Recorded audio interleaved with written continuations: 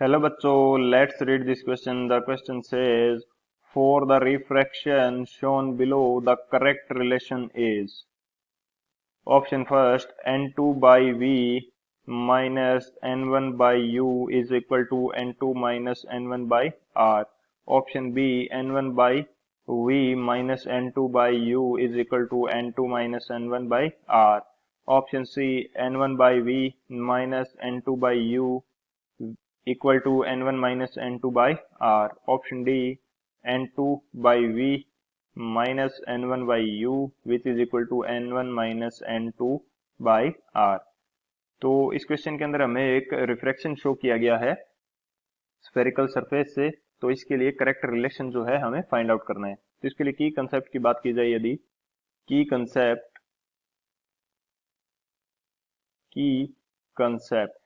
की कंसेप्ट हमारे पास क्या होगा, refraction through a spherical surface. की कंसेप्ट हमारे पास हो जाएगा refraction through a spherical surface. तो ये हमारे पास होगा की कंसेप्ट। एंड जो की कंसेप्ट है हमारा, ये क्वेश्चन के अंदर डायग्राम जो दिया है उसके अंदर करेक्टली हमें गिवन है कि किस प्रकार से रिफ्रैक्शन हो रहा है। सो बेसिक इसके लिए अदर कोई की कंसेप्ट नहीं है। अब हमें इस डायग्राम को देखते हुए जनरल मैथ्स अप्लाई करनी होगी एंड हमें वैल्यू फाइंड आउट करनी है, इस रिलेशन फाइंड आउट करना है।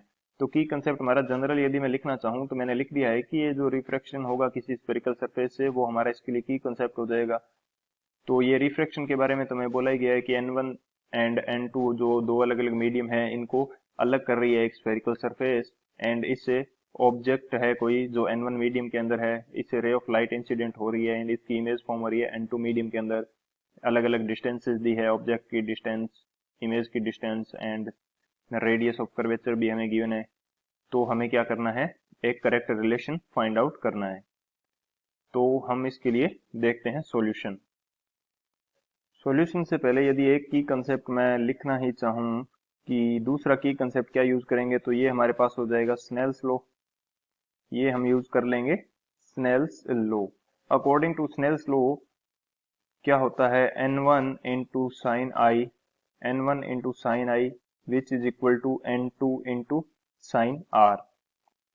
n1 यहाँ पे हमारे पास क्या है, n1 is the refractive index of that medium जहां से रे ऑफ लाइट आ रही है, एंड n2 उस मीडियम का रिफ्रैक्टिव इंडेक्स होगा जहां पे रे ऑफ लाइट जाएगी। And I is the angle of incidence and R is the angle of refraction. तो ये हमारे पास की कंसेप्ट हो जाएगा। अब देखते हैं इस क्वेश्चन का सॉल्यूशन। तो ये हमारे पास एक डायग्राम शो किया गया है जिसके अंदर हम क्लियरली देख सकते हैं कि n2 की जो वैल्यू है, n2 की वैल्यू क्या है, ग्रेटर देन n1 है। ये हमें किस प्रकार पता चला कि जब ray of light n2 medium के अंदर जाती है तो ये नॉर्मल की तरफ बेंड कर रही है, तो n2 की वैल्यू क्या हो जाएगी, ज्यादा हो जाएगी n1 से। अब मैं क्या करता हूँ, इस पॉइंट को मैं नाम दे देता हूँ Q। इस पॉइंट को मैंने नाम दे दिया Q एंड यहां से एक सीधी रे खींच देता हूँ P पॉइंट तक। ये भी हमारे पास क्या हो जाएगा, P पॉइंट। ये दोनों बिल्कुल पास पास है, तो ये कैलकुलेशन के अंदर कोई ज्यादा इफेक्ट नहीं आएगा हमारे पास। एंड ये जो हमारे पास एंगल O है, इसको मैं बोल देता हूँ एंगल अल्फा। एंड जो एंगल हमारा I बनेगा, इसको मैं बोल देता हूँ एंगल बीटा।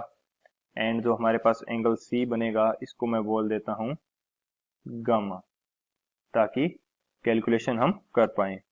एंड हमें बाकी गिवन ही है, OP की डिस्टेंस U है एंड PC की डिस्टेंस R एंड जो PI की डिस्टेंस है ये मेरे पास क्या है, V। अब बात करें टेन अल्फा की, तो टेन अल्फा मेरे पास क्या हो जाएगा, टेन अल्फा मेरे पास क्या होगा, P Q by, tan alpha मेरे पास हो जाएगा P Q by OP, P Q by OP. क्योंकि अल्फा, टेन अल्फा क्या होता है, लंब बटा आधार, तो लंब इसके लिए हो जाएगा पी क्यू एंड आधार हो जाएगा ओपी। इसी तरह बात की जाए यदि टेन बीटा की बात करें, टेन बीटा की, तो टेन बीटा मेरे पास क्या हो जाएगा, P Q by P I, P Q by P I. And जो टेन गामा है ये मेरे पास क्या हो जाएगा, टेन गामा, टेन गामा की वैल्यू मेरे पास हो जाएगी P Q by P C, P Q by P C. तो ये मेरे पास तीनों एंगल्स आ गए tan की फॉर्म में। एंड अब यदि मैं बात करूं ट्रायंगल ट्रायंगल कौन से की, ओ क्यू सी की बात की जाए, triangle O Q C, triangle O Q C की बात करें तो इसका जो यहाँ पे आई एंगल बन रहा है, जो एंगल आई है is exterior angle for this triangle, exterior angle, ये हमारे पास एक्सटीरियर एंगल है। तो जो एंगल आई है इसकी वैल्यू किसके इक्वल हो जाएगी, इसकी वैल्यू इक्वल हो जाएगी angle alpha plus angle gamma के, angle alpha plus angle gamma के इक्वल हो जाएगी। एंड इसी तरह से यदि बात की जाए ट्रायंगल क्यू सी आई, ट्रायंगल क्यू सी आई, तो इसके अंदर जो गामा एंगल होगा ये क्या हो जाएगा, एक्सटीरियर एंगल। तो इसकी वैल्यू किसके इक्वल आ जाएगी, angle R plus angle beta के इक्वल। तो यहां से यदि एंगल आर की वैल्यू फाइंड आउट करी जाए तो ये मेरे पास आ जाएगी angle gamma minus angle beta. तो ये हमारे पास क्या आ गए, आई एंड आर की वैल्यू। अब क्या करते हैं, यहाँ पे स्नेल्स लॉ अप्लाई कर देते हैं। अब यदि स्नेल्स लॉ अप्लाई करूं तो मैं यहाँ पे लिख देता हूं बाय स्नेल्स लॉ। तो स्नेल्स लॉ के according n1 into sine I, n1 into sine आई, इसकी वैल्यू किसके इक्वल हो जाएगी, n2 इंटू साइन आर के इक्वल। यदि मेरे पास एंगल जो आई है, आई एंगल एंड जो आर एंगल है ये क्या है, टू स्मॉल, ये यदि मेरे पास स्मॉल एंगल है तो जो साइन आई होगा, साइन आई, इसको जस्ट यूज किया जा सकता है आई की फॉर्म में। एंड जो मेरे पास आर है, साइन आर, साइन आर, इसको क्या यूज किया जा सकता है, जस्ट आर। एंड जो साइन आई है इसकी वैल्यू भी लगभग, यदि एंगल स्मॉल है तो इसकी वैल्यू किसके इक्वल आएगी, टेन आई के। एंड जो साइन आर है इसकी वैल्यू भी लगभग किसके इक्वल आएगी, टेन आर के, यदि ये एंगल क्या है, स्मॉल। तो हम यहाँ पे स्मॉल एंगल लेके अज्यूम कर रहे हैं इनको। तो मैं साइन आई की जगह जस्ट आई पुट कर सकता हूँ। तो n1 इंटू स्मॉल एंगल के लिए मैं आई की जगह जस्ट आई पुट करूंगा, तो आई की वैल्यू मेरे पास कितनी है, आई की वैल्यू है मेरे पास अल्फा प्लस गामा के इक्वल। एंगल जो आई है इसकी वैल्यू मेरे पास कितनी है, अल्फा प्लस गामा के इक्वल। तो ये हमें पता है कि ये एंगल्स हैं अल्फा बीटा एंड गामा, तो इनके लिए मैं एंगल का सिंबल यहाँ पे नहीं यूज कर रहा हूँ ताकि कैलकुलेशन मेरी क्या आसानी से उसके। तो ये किसके इक्वल आ जाएगा, n2 into sine R, R की वैल्यू मेरे पास किसके इक्वल है, गामा माइनस बीटा के इक्वल, गामा माइनस बीटा के इक्वल। तो जब इसको सॉल्व करेंगे तो ये वैल्यू क्या आ जाएगी मेरे पास, ये आ जाएगी n1 alpha plus n1 gamma which is equal to n2 gamma minus n2 beta, minus n2 beta. तो अब जो मेरे पास गामा के दोनों एंगल हैं उनको मैं एक साइड ले जाता हूं, तो यहां मेरे पास क्या आ जाएगा, ये मेरे पास आ जाएगा n1 alpha plus beta, beta को मैं दूसरी साइड ले आऊंगा तो ये प्लस n2 बीटा हो जाएगा। एंड गामा के दोनों एंगल एक साइड, तो n2 माइनस n1, ये मेरे पास क्या आ गया, गामा। अब हमें पता है कि स्मॉल एंगल के लिए जो अल्फा बीटा एंड गामा है इनकी जगह हम tan alpha tan beta and tan gamma भी यूज कर सकते हैं।